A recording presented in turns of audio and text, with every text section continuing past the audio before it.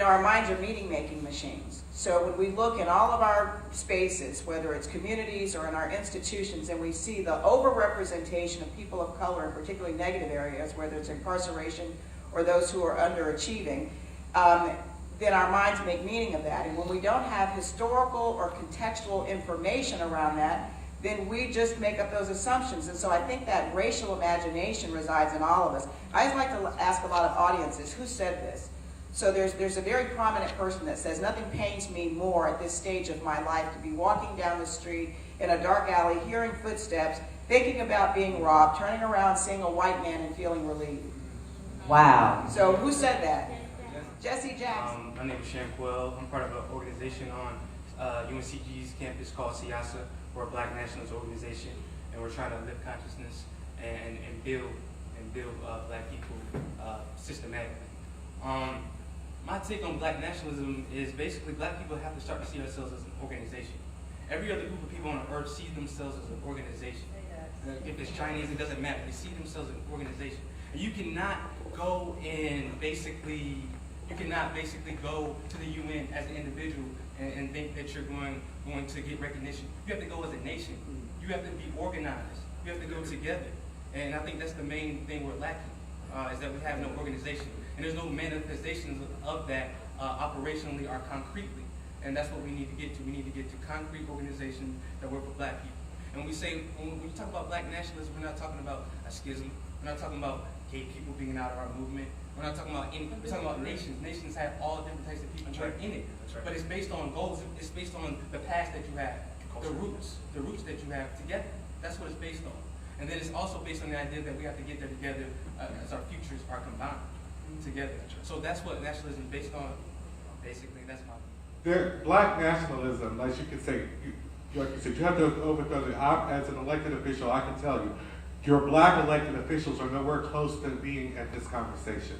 I have the leader of the Black Caucus who looked me dead in the face, and I try to let him know that we have the biggest power. We have 24 African American legislators. There's no caucus that's bigger. We can get whatever we want if we decided to band together and get it.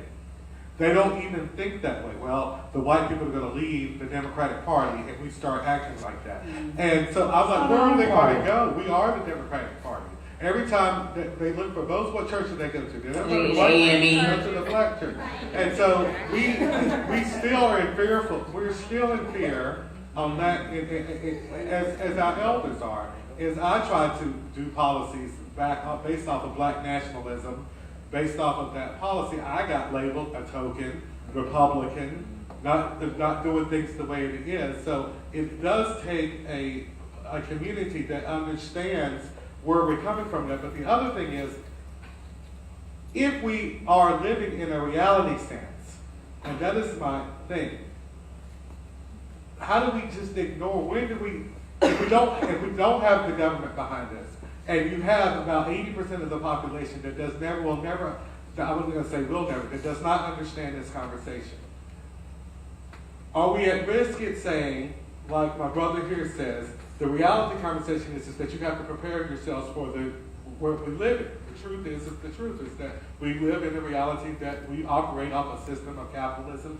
We operate in an educational system that has no problems with 41% of African American males not graduating, no problems with 60% of our kids not reading on grade level. We suspend work. We operate in that system. We all say for 40 straight years that that's okay. So if that's okay, and if we're still going to do that, how do we cross the line into Black nationalism based off the reality where we are and the dangers of that? Change the system. That's a great question. So instead of changing the system, like we've hit on several times, I mean, all cultures have their own communities, their schools, their temples, their mosques, their churches, their schools within their mosques, their schools within their temples. I mean, where are our schools within our churches? Where are the people that are focusing on this issue within our community? I mean, I see the daycares that we still have to pay an arm and a leg for just to put our children in there, but how is it benefiting the community as a whole? When do we create those schools that educate our children just like they educate their children, just like they educate their children, just like they educate like, they educate their children, when will we take that responsibility? That's right. First saying about our education system, and like I said before, let's strategize here. You know, we all know all the issues we have in America, and we can go on and on. And I do feel one day we might go back to Africa and help them. Because I want to stay right here. Look, let me tell you something. I want to just educate you on just one piece of what someone said that was in Africa to my pastor that did missionary in Africa. He went to her and said, when are y'all going to finish your assignment? Oh, wow. And she said, what assignment? He said, do you not know that you were sacrificed and you was chosen to go to America, to come back and set us free? So don't take lightly that they are over there and they don't like us. Their system is the same as our system over here. They being oppressed the same way. The same thing that's going on right here is going on there. Okay, so that's done. But what I was going to say about the education system, we do have to strategize. And we do have to understand that, like I said before, it's going to start with our youth. The educational system, I know it's already a system in place. We could go around that. It's always ways to do things. We have not gotten to the point where we really want to make a strategy.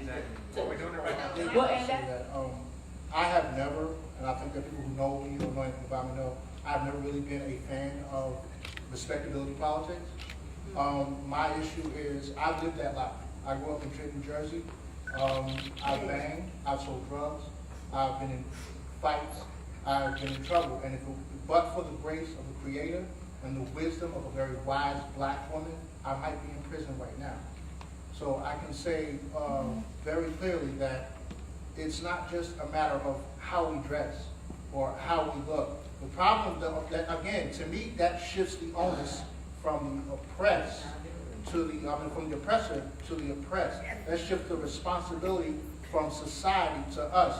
I believe that, racism, violence, and police brutality predates sagging pants, and it predates rap music, and it predates all the cultural norms that we see today. Emmett Till was in a suit when he was beaten and maimed and killed and thrown into a lake. So with respect to everyone here, I would say that we can't get caught up in the idea of respectability politics, because once someone got to me and started to teach me about who I really was, about my culture, then I knew I took a look at what I was doing, and then I realized I was not only hurting myself, but I was hurting my community. I didn't want to do that anymore. I had a love of self that wasn't there when I was out in the streets doing what I was doing. So I do agree with you that we do have to teach. I have a son, right, and I teach him to carry himself responsibly. I teach him to dress responsibly under the right circumstances. But at the same time, he's a black man, and they don't hate him for how he dresses or what music he listens to, or they hate him for who he is, right, and his skin color. And it's not his responsibility to change that. We can't change to conform to society, because if we do that, it'll never be enough. We got a black man in the White House right now. You know, in a suit, and his wife, good shoes. His wife has been successful long before this brother ever stepped into politics, and let you turn on Fox News, they're calling him Luchel, and they're calling him a monkey, and they're calling him an undocumented worker, and they're calling him all these different things. So it's not just about, and I do agree, we do have to check ourselves, but I don't think it's just about that. We also we have to be careful not to shift the responsibility of racism from those who are committing these acts and oppressing us to those who are being oppressed. Because if we do that, we're never going to succeed. You're never going to convince a racist to love you. When you have a virus that goes into a body, its purpose is to divide and conquer, correct? That's what happened with America, starting with the Native Americans.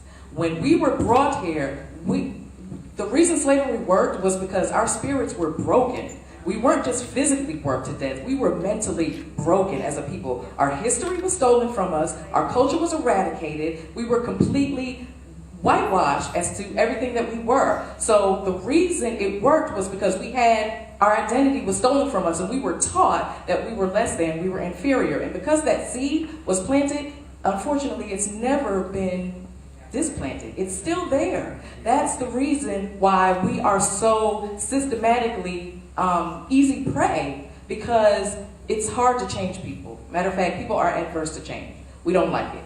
This is the way the country was founded.